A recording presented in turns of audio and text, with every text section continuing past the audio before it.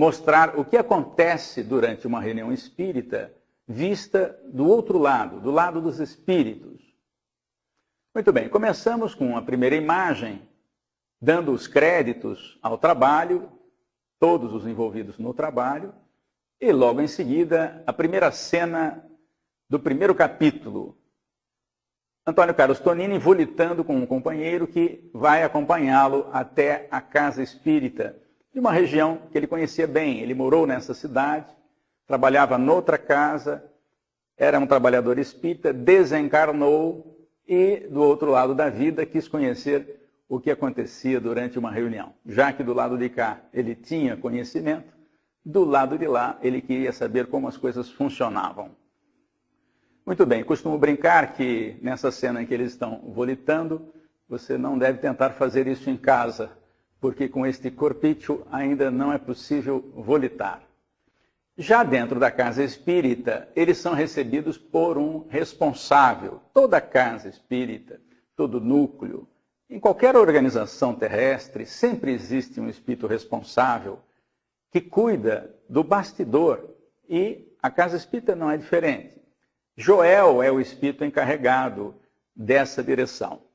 Ele recebe Tonini, o cumprimenta e aproveita para apresentar a Tonini Marcos, o espírito que está logo atrás do Joel, à direita, é que ficará responsável por acompanhar Tonini nas suas observações durante a reunião. Logo em seguida, o mesmo Joel reúne todos os trabalhadores, horas antes até da reunião começar aqui na Terra. Todos os trabalhadores se aproximam, vão ao salão principal para a prece e para a sua preparação. Costumo brincar também que nessa reunião de espíritos não tem nenhum anjo com asa.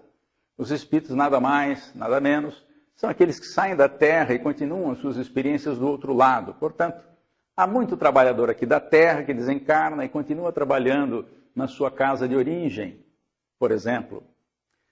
Feita a preparação, começam as observações ainda sem o público ter chegado à casa. Uma das coisas que a que Tonini se refere é que toda instituição tem uma equipe de defesa, uma equipe de segurança.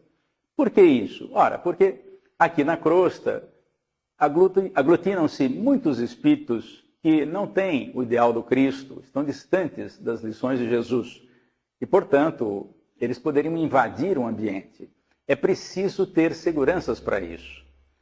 E já no salão principal, o Tonini mostra, numa posição mais alta, como se estivessem numa outra estrutura, e veremos mais adiante como é que isso é feito, 2 responsáveis pela segurança estão dentro do salão, com um dispositivo que permite, eventualmente, se for necessário, sedar com um pequeno raio, que não mata ninguém, mas pode sedar um espírito que esteja presente à reunião, e ainda que tenha sido autorizado, na hipótese dele ter um surto, ele possa simplesmente ser sedado sem causar maiores constrangimentos ao desenrolar da reunião.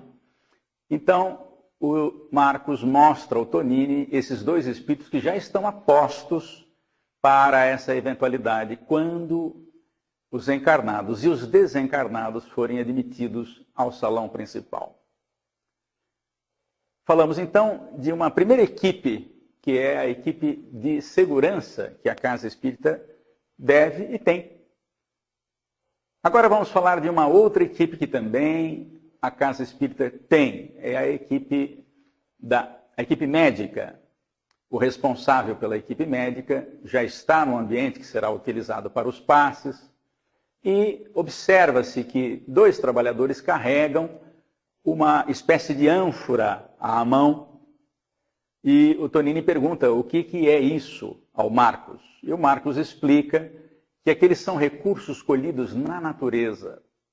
Aqui, na natureza densa, mas eles recolhem os fluidos que são emitidos pela natureza densa. Vamos ver que tipos de fluidos são obtidos na natureza. Essências que saem das árvores, das raízes, das cascas das árvores, muito antes das folhas, mas também dos frutos e também das flores. E, é claro, não podemos esquecer da água. o solvente universal, de onde saem muitos recursos para o tratamento na casa espírita durante a atividade do passe. Portanto, esses fluidos que são manipulados, juntos com a doação particular de cada espírito que secunda o passe e de cada doador de fluidos aqui encarnado, que normalmente chamamos de passista, esses três recursos, os recursos do mundo espiritual, os recursos da natureza, os recursos dos espíritos e os recursos do encarnado, compõem uma trilogia que vai receber um quarto elemento, que são recursos de mais alto. Mas nós falaremos isso mais à frente nessa história. Conhecida a equipe médica, vamos passar a uma equipe que normalmente nós não temos notícia, de que nós não temos notícia usual. Uma equipe que faz o trabalho com equipamentos na casa espírita. A cena que você está vendo agora mostra alguns desses equipamentos. Talvez haja um excesso de equipamentos na cena que você está vendo, mas há intercomunicadores e há outros dispositivos até que nós nem conhecemos. Mas vamos pelo menos mostrar um desses dispositivos e como ele trabalha e como ele funciona, que é esse dispositivo que o Tonini está observando, em primeiro plano. Então, os espíritos estão preparando alguns dispositivos, muitos dos quais nós nem conhecemos, mas este em particular nós vamos detalhar mais à frente. Há uma outra ocorrência nessa cena. Há um espírito ajeitando uma tela que não será visível aos encarnados. Essa tela, ela vai fornecer base para imagens lá na vida espiritual, para os espíritos que estiverem assistindo à palestra. Falaremos mais sobre isso também depois. Agora sim, está chegando a hora do público ser admitido ao centro espírita. Como é uma casa muito grande, alguém que mora no centro, que faz o serviço de zeladoria do centro, está indo abrir a porta, enquanto Marcos e Tonini, em primeiro plano, fazem comentários a respeito. Na imagem seguinte, uma coisa que não sabíamos como os espíritos faziam. Está certo que o desenho pode ter sido exagerado, porque nós não temos noção de como essas coisas funcionam do outro lado da vida. E mesmo a descrição de Tonini não é suficiente para nós idealizarmos que desenho poderia ser feito. Muito bem. Na imagem, você vê uma espécie de luminosidade como se fosse um portal. Para quem assistiu filmes em que há portais para serem atravessados, não é? Esse seria um portal. Qual é a finalidade desse portal logo à frente da entrada de uma casa espírita? É exatamente para evitar que espíritos não autorizados entrem naquele ambiente. E não é preciso ninguém ficar impedindo a entrada desse ou daquele, o que seria muito constrangedor.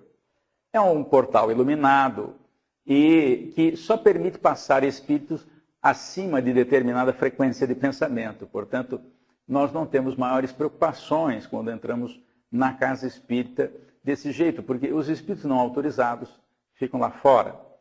Naturalmente, há aqueles casos difíceis, por exemplo, de uma ligação obsessiva entre um encarnado e um desencarnado, cuja separação talvez não fosse conveniente. Há mesmo referência na bibliografia espírita que uma obsessão de muito tempo não pode ser desligada de uma hora para outra, porque inclusive pode haver prejuízo de saúde e às vezes até de morte para aquele que está encarnado.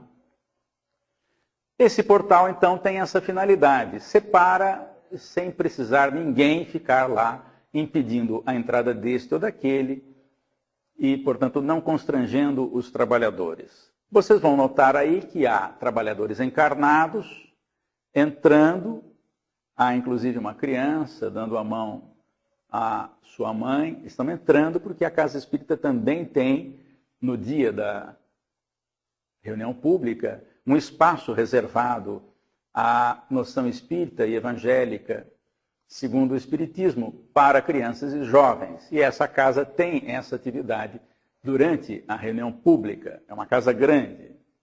E você pode ver também, à frente da imagem, vários espíritos, com o perispírito de tonalidades diferentes. Foi usada a cor escura para mostrar aqueles espíritos que estão aqui na crosta e que não conseguem ascensão, e, portanto, diante daquela luz muito grande que o portal oferece, muitos até confundem como sendo ali a porta do céu. Há essa referência. Mas não é o céu, é aqui uma casa espírita, recebendo necessitados do mundo espiritual e também aqui do mundo material. Estes espíritos mais escuros na cena, eles não estão autorizados a entrar, e isso é feito de maneira muito natural,